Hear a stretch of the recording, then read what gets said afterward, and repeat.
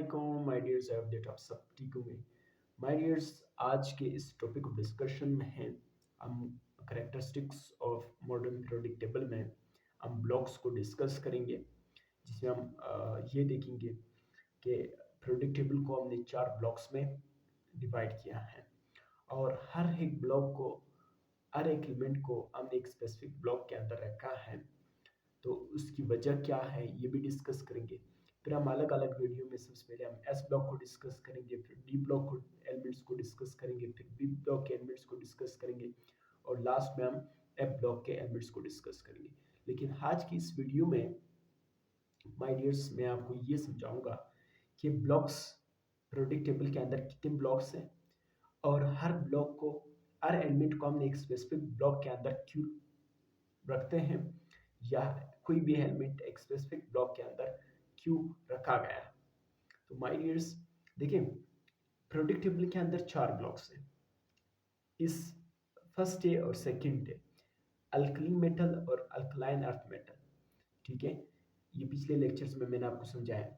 इस दो ग्रुप को हम एस ब्लॉक में रखते हैं। क्यों रखते हैं एस ब्लॉक में, ये अभी थोड़ी देर बाद मैं आपको समझाऊंगा। और कुछ एलिमेंट्स को हम डी ब्लॉक के अंदर रखते हैं, कुछ एलिमेंट को हम एफ ब्लॉक के अंदर रखते हैं और कुछ एलिमेंट्स में थोड़ा सा इसको सेट कर लेता हूँ माय डियर्स, ताकि आपको नजर आ सके। और कुछ एलिमेंट्स को हम एफ ब्लॉक के अंदर रखते हैं। आज हम ये डिस्कस करेंगे कि किसी भी एलिमेंट को हम एक स्पेसिफिक ब्लॉक के अंदर क्यों रखते हैं। सपोज अल्कली मेटल है या कोई एलोजन ग्रुप है, नोबल केसेस है, या फोर्थ है, फिफ्थ है, सिक्स है ग्रुप से कोई भी एलिमेंट है, उसको हम पी ब्लॉक में क्यों रख रहे हैं। किसी भी एलिमेंट को हम एफ ब्लॉक के अंदर क्यों रख रहे हैं, डी ब्लॉक के अंदर हम किसी स्पेसिफिक एलिमेंट्स को क्यों रखते हैं, या भी मैं आपको समझाऊंगा माय डियर्स। तो मैंने यहाँ पे पेज पे कुछ चीज़ें आपके लिए राइटअप की हैं, तो उस तरफ जाएंगे, देखेंगे कि हम एक स्पेसिफिक एलिमेंट को एक स्पेसिफिक ब्लॉक के अंदर क्यों रखते हैं। लेकिन अभी तक जो बात मैंने आपको समझाई है वो है कि पीरियोडिक टेबल के अंदर 4 ब्लॉक है। एस ब्लॉक, फिर यहाँ से लेकर यहाँ तक ये डी ब्लॉक, फिर 3A ग्रुप से लेकर 8A तक ये पी ब्लॉक, देन लास्ट में F block my dears. My dears, अभी जिस तरह मैंने आपको समझाया कि हर एक एलिमेंट को हमने किसी स्पेसिफिक ब्लॉक के अंदर रखा। अभी हम ये डिस्कस करेंगे कि हम ब्लॉक्स किस बुनियाद पर असाइन करते हैं कि ये एलिमेंट इस ब्लॉक से बिलोंग करता है, ये एलिमेंट इस ब्लॉक से बिलोंग करता है। अभी हम ये समझेंगे माय डियर्स। देखें, based upon the valence orbital of the elements involved in chemical bonding, ये बात अभी मैं आपको एग्जाम्पल की मदद से अच्छी तरीके से समझाऊंगा। लेकिन एक दफा आप सुन लें कि वैलेंस ऑर्बिटल, ठीक है, सपोज ऑर्बिटल्स कौन से थे, जैसे P x, P Y, P Z, D x square, इसी तरह एफ के कुछ ऑर्बिटल्स थे, यहाँ पे मैंने लिखे हैं। ये वैलेंस ऑर्बिटल जो आखिरी ऑर्बिटल, ठीक है, केमिकल बॉन्डिंग्स के अंदर इन्वॉल्व हो, रिएक्शन के अंदर इन्वॉल्व हो, तो उस ऑर्बिटल के बुनियाद पर हम उस स्पेसिफिक एलिमेंट को एक स्पेसिफिक ग्रुप के अंदर असाइन कर लेते हैं कि ये एलिमेंट इस ब्लॉक से, ये एलिमेंट इस एस ब्लॉक से, ये एलिमेंट पी ब्लॉक से, ये एलिमेंट डी ब्लॉक से या एफ ब्लॉक से बिलोंग करता है। किस तरह, हम मैंने कुछ एग्जांपल्स लिखे हैं, तो वहां से आपको बेहतर समझ आएगी। लेकिन उससे पहले मैं आपको सबशेल और ऑर्बिटल्स के बारे में बताऊं माय डियर्स। यहाँ पे आप देख सकते हैं माय डियर्स, एक होता है शेल, शेल के अंदर फिर आपको सब शेल मिलेंगे, सब शेल के अंदर आपको ऑर्बिटल्स मिलेंगे, जैसे एस सब शेल की s orbital, p subshell की p x, P Y, P z, इसी तरह d d d x y, d y z, d z x, d x square, y square, d z square, ठीक है। ये आप खुद भी देख सकते हैं इस ऑर्बिटल्स को, ठीक है। अब बी, अगर किसी भी एलिमेंट का भी, नीचे मैंने एग्जांपल्स लिखे आपको दिखाऊंगा, ठीक है, किसी भी एलिमेंट का, किसी भी एलिमेंट का जो सा ऑर्बिटल्स के रिएक्शन के अंदर यानी केमिकल बॉन्डिंग के अंदर इन्वॉल्व होता है, सपोज किसी का पी ऑर्बिटल्स इन्वॉल्व होगा तो हम कहेंगे ये एलिमेंट पी ब्लॉक से बिलोंग करेगा। अगर किसी का डी ऑर्बिटल्स इन्वॉल्व है तो हम कहेंगे ये एलिमेंट या ये जो एलिमेंट है ये डी ब्लॉक से बिलोंग करता है। अगर किसी का एस ऑर्बिटल इन्वॉल्व हो, वैलेंस ऑर्बिटल, आखिरी ऑर्बिटल, तो हम कहेंगे कि ये एस ब्लॉक से बिलोंग करेंगे। किस तरह, अभी हम ये देखेंगे, कुछ एग्जांपल्स मैंने लिखे, सोडियम, क्लोरीन और आयरन के मैंने एग्जांपल्स लिखे हैं। मैं कैमरे को सेट करके आपको दिखाऊंगा माय डियर्स। यहाँ पे आप देख सकते हैं सोडियम, ठीक है। सोडियम के पास 11 इलेक्ट्रॉन है, 1s2, 2s2, 2p6, 10 इलेक्ट्रॉन पूरे हो गए और 3s1, ठीक है। तो अभी एक इलेक्ट्रॉन जो वैलेंस शेल में या वैलेंस ऑर्बिटल में एक इलेक्ट्रॉन है, ठीक है, और ये कौन सा ऑर्बिटल है, एस ऑर्बिटल है। तो हम ये कह सकते हैं कि सोडियम जो है एस ब्लॉक से बिलोंग करता है।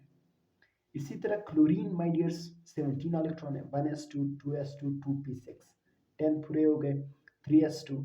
इसी तरह पी, पी के 3 ऑर्बिटल है, pxy, pyz, p 3py, 3pz।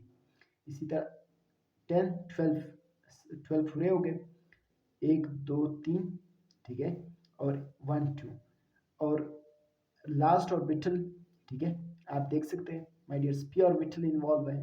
तो हम ये कह सकते हैं कि क्लोरीन जो है वो पी ब्लॉक से बिलोंग करता है। क्यों पी ब्लॉक से बिलोंग करता है? क्योंकि जो उसका वैलेंस ऑर्बिटल है वो पी है। इसी तरह सोडियम का वैलेंस ऑर्बिटल एस था, तो हमने ये कहा था कि सोडियम जो है एस ब्लॉक से बिलोंग करता है। इसी तरह क्लोरीन का वैलेंस ऑर्बिटल पी है, हम कहेंगे कि क्लोरीन जो है पी ब्लॉक से बिलोंग करता है। इसी तरह माय डियर्स मैंने आयरन के एग्जांपल लिखा है। मैं थोड़ा सा कैमरे को सेट कर लेता हूँ ताकि आपको पूरा नजर आ सके। यहाँ पे आप देख सकते हैं माय डियर्स आयरन 26 है, आर्गोन के पास 18 इलेक्ट्रॉन आ गए, 2 इलेक्ट्रॉन इधर आ गए, 20 हो गए। फिर डी, डी के 5 ऑर्बिटल है, 1 2 3 4 5, ठीक है, और यहाँ पे ये एक इलेक्ट्रॉन इधर आ गया, ठीक है। बी सी ए आर्गोन के साथ 18, फिर एस के साथ 2 20, 1 2 3 4 5, ये और ये 2 इलेक्ट्रॉन, ये 6, तो 26 पूरे हो गए। तो आयरन के वैलेंस ऑर्बिटल यानी आखिरी ऑर्बिटल कौन सा है? डी है।